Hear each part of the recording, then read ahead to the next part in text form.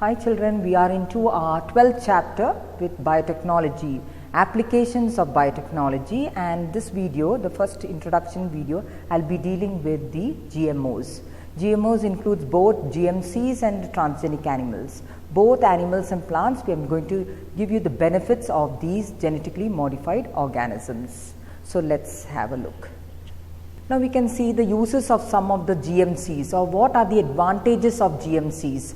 The first and foremost advantage of GMCs is that they are tolerant to abiotic stress, that is cold, heat, salinity, drought.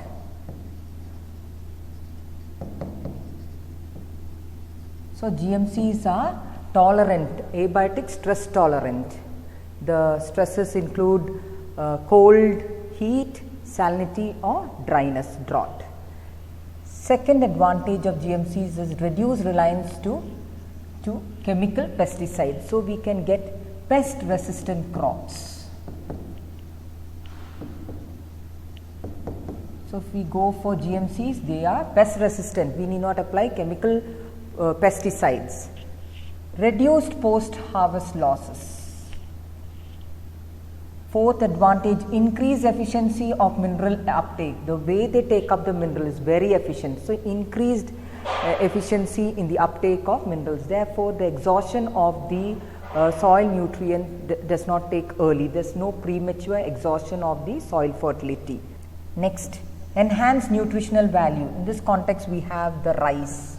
See, this is the vitamin A enriched rice. That way we can enrich any type of crop with a particular mineral. So enhance nutritional value of food. Different crops are being modified to enhance its nutrient content. And lastly, to supply alternative resources to industries like starch, pharmaceuticals and fuels. So once again, going through the benefits of GMC, the first and foremost benefit is that it is abiotic stress resistance, or tolerant to abiotic stresses, that is environmental stress like cold, heat, frost, salinity, drought. Second advantage is reduced reliance to chemicals, pesticides. So we get pest resistant crops. We need not apply pesticides separate for the purpose of reducing pest. Third, reduce post harvest losses. So the losses during harvest is least or reduced. Fourth advantage is increased efficiency of mineral uptake. The uptake of mineral is so efficient that the soil does not get depleted of its nutrients early. Fifth, enhanced nutritional value of food. There are many crops which have been modified for enhancing its nutrients. One example in the text which is mentioned is the vitamin A enriched rice. And lastly, to supply alternative resources to industries like starches, pharmaceuticals and fuels. So in this context, we know green revolution. What was instrumental for green revolution? We know what was green revolution. There was a sudden or a boon or boost in the agricultural produce.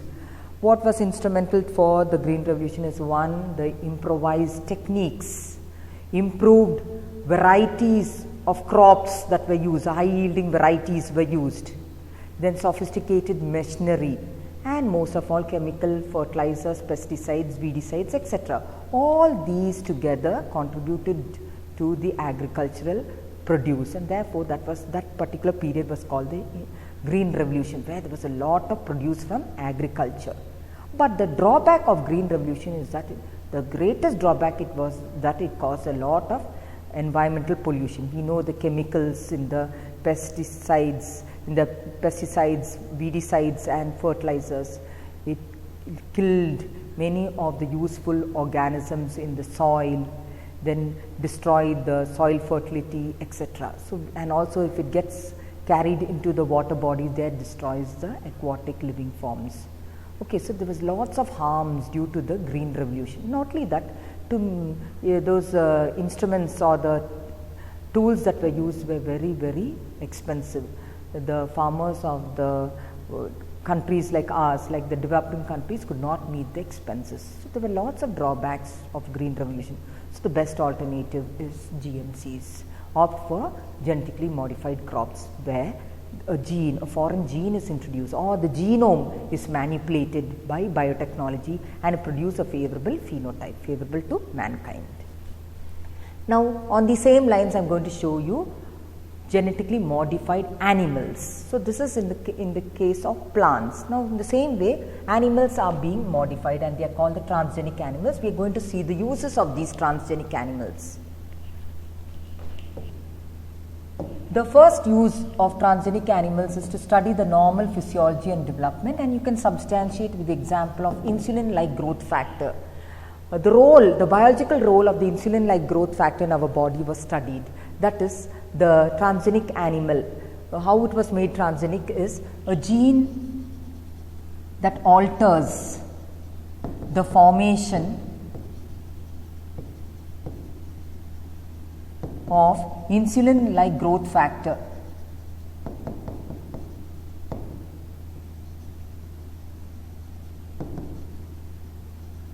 was introduced into the genome of the animal, monkey. Okay. And then what happened is that the insulin-like growth factor was not produced, and the biological effects on the body was studied. Okay. So, insulin-like growth factor, this gene was taken from another species, and it was introduced into this monkey. Now, the monkey became a transgenic animal, and this monkey is Andy. Andy was also used as a model for diseases, human diseases. So, the very same thing, it was used, that is, the gene of interest here was a gene that altered the formation of insulin-like growth factor, that was introduced into the monkey, and this monkey did not produce the insulin-like growth factors. So, the role of insulin-like growth factors was studied. In the absence of insulin-like growth factor, what would happen to our body? How would our growth be affected? What are the other influences in our body was studied. Okay. So, this gene was taken from some other species and incorporated into the transgenic animal. And what was the impact of this gene? This gene alters the formation of the insulin-like growth factor. Insulin-like growth factor was blocked. This factor was not produced, and it was studied on this particular transgenic animal. What are the impact? And finally, we understood the role of insulin-like growth factor, the importance of insulin-like growth factor. Next, second advantage of transgenic animals is to study diseases, and there are transgenic animals for the study, or transgenic models for the study of cancer, cystic fibrosis, rheumatoid arthritis and Alzheimer's disease. Again, it is the monkeys that are made as models for human diseases, and investigation, treatment or new treatments were investigated on these animals. So, they made to bear, or they made to carry the gene that produce these diseases. These are genetic disorders. So, this was introduced, this gene was introduced into the animal. Okay. And they become, the genome is changed and they get the disease, say cystic fibrosis or cancer, and then drugs are tried on them to investigate new treatment. Now, we have models for these diseases: cancer, cystic fibrosis, rheumatoid arthritis and Alzheimer's disease. All these diseases are genetically inherited. So, we manipulated their genome and made them get these diseases, and we are trying all our drugs for treatment. So, these are models for investigation of the treatment. Next, third, to produce biological products. Here we have to make a mention of two biological products. One is alpha-lactalbumin and the other one is alpha-1 antitrypsin. Alpha-lactalbumin naturally is present in the breast milk of human beings, and this gene that codes for this protein alpha-lactalbumin was introduced into cow. Okay. So, now what has happened? The cow's genome is manipulated by man, and as a result the gene was expressed into the protein alpha-lactalbumin, and this was present in the cow's milk. And this milk now is better, that is more nutritious than the human milk. It contains nearly 2.4 grams of this protein per liter. So, the purpose is not to feed the calf, it is to feed the human babies. Okay, certain ladies after birth, they cannot nurse their young ones. In that case, the best option is to get the milk from this particular cow, and this cow's name is Rosie. the cow designed to produce milk rich in alpha-lactalbumin is rosy. So, these designer cows designed or tailored to produce the human protein alpha-lactalbumin is rosy. It is better better than the human breast milk because of the quantity per liter is 2.4 grams. Okay, it is used to feed the human babies. In the same line, alpha-1 antitrypsin is also introduced into the genome of cows, and this gene is expressed into the protein alpha-1 antitrypsin, which is used for the treatment of emphysema. You know what is emphysema? It is a disease in chain smokers. Those who smoke continuously, it affects the alveolar wall and the elasticity is lost. So, this particular protein is used for the treatment of emphysema. And how is this emphysema produced? By making the cow as a factory. The genome of the cow is altered by introducing the gene of interest. The gene of interest is the gene encoding alpha-1 antitrypsin, and it is expressed as the proteins in the milk, and this protein is used for the treatment of emphysema. Now, attempts are being made for the treatment of phenylketonuria and cystic fibrosis. So, once again, to produce biological products, we have two biological products in this context, alpha-lactalbumin and alpha-1 antitrypsin. Alpha-lactalbumin normally is found in the human breast milk, and this gene is incorporated into the genome of cow. So, the cow has become manipulated. So, it has become a transgenic cow. This cow is called rosy, and this gene is expressed into its proteins. So, it is undergoing transcription, translation, we get the proteins alpha-lactalbumin, and which is present in the milk. And this milk has become so nutritious that because the volume of the alpha-lactalbumin is 2.4 grams per liter, which is more than the mother's or the human mother's breast milk. It is used to feed the human babies. Babies whose mother cannot nurse them, or human babies who have lost their mothers during delivery. Fourth is to test vaccine safety, and here the example is the polio vaccine. The polio vaccines, before it was administered on human babies, it is first tried, clinically tried on mice. See, mice, they are being, it's an oral vaccine, it is first being administered on mice. What was done is the mice was first administered with vaccine and then exposed to the virus, polio virus, and the response of the mice to the polio virus was studied. Okay. And then only once it was found to be successful, it did not contract the disease, it was released into the market. Okay. So, vaccine testing, that is example polio vaccine, which was done on transgenic mice. Lastly, we have testing of toxic substance, so chemical safety testing. Here also it is done on mice, transgenic mice. Here we make a comparison between transgenic mice and non-transgenic mice. Transgenic mice,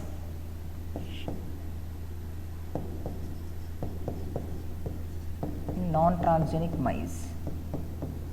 In transgenic mice, what is done is gene sensitive. Here what is done, gene sensitive to the toxic substance.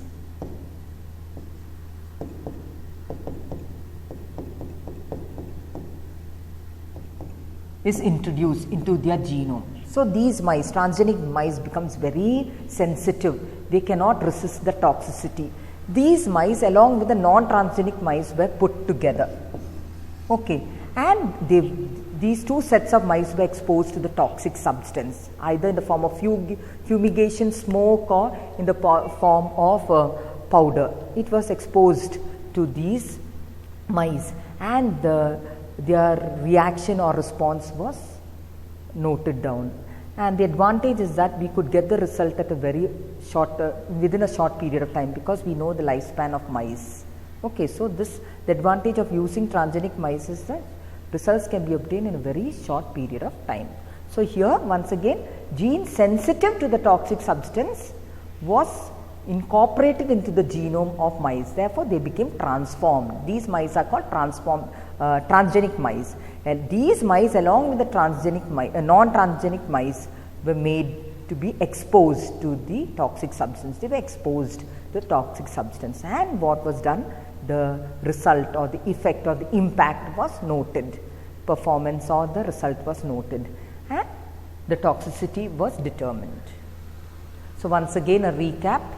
The first use of transgenic animal is here in the slide is to study the normal physiology and development, and here you can give the example with respect to the insulin-like growth factor, a gene from another species which alters the formation of this insulin-like growth factor was introduced into the transgenic animal or monkey which became transgenic. So from one species the particular gene.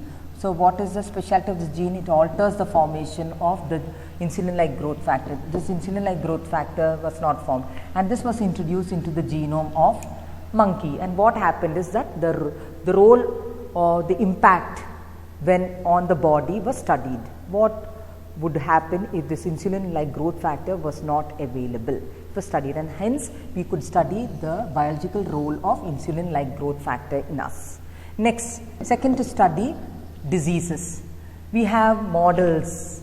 Monkeys as models, serves as models for different human diseases like cancer, cystic fibrosis, rheumatoid arthritis and Alzheimer's disease.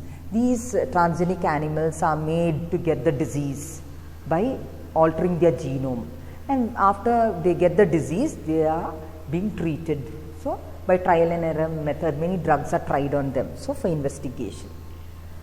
Third, to produce biological products, and here we have alpha-lactalbumin, which is rich in the human mother's breast milk.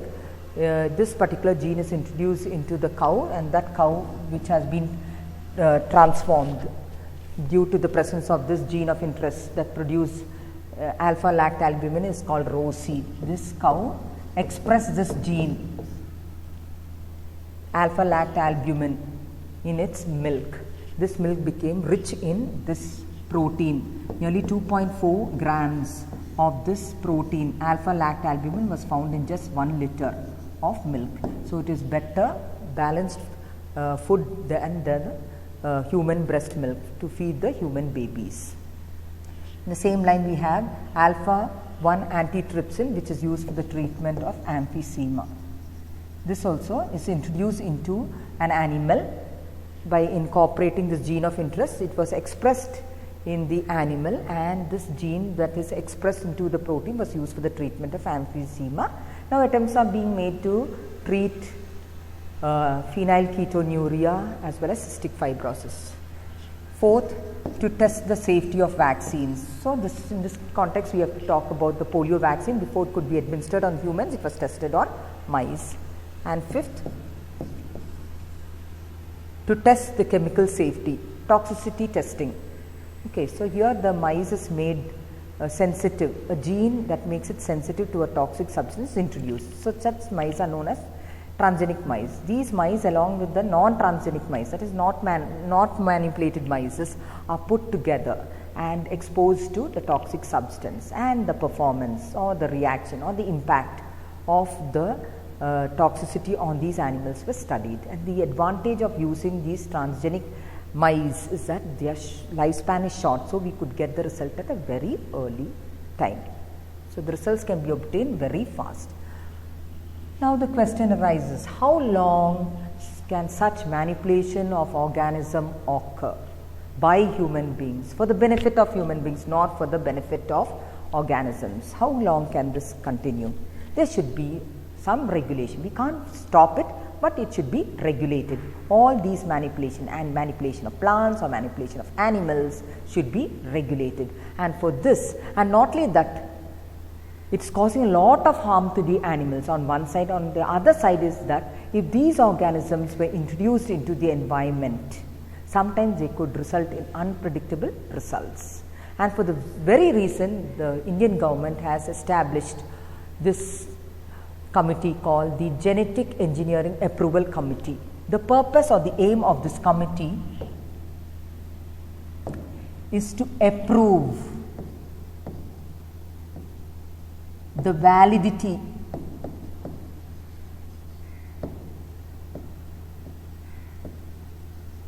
of a GM research and also to approve the safety of introducing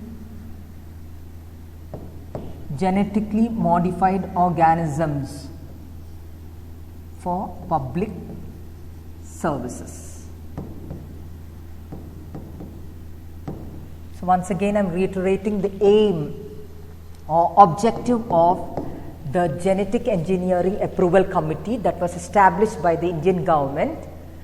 It is the main aim is to approve the validity of GM research and also the safety of introducing GMOs, genetically modified organisms, into the environment for public services, because it is not only causing, definitely causes a lot of harm to the animals. They are exposed to toxic substances, they are made sensitive, etc. So it causes a lot of harm to the organisms, and not only that, on the other hand also, suppose these organisms are introduced into the environment, it can cause unpredictable results. So it cannot go without any control, these researches, it should be regulated. So that is approved by this particular committee. I hope you have understood. Thank you.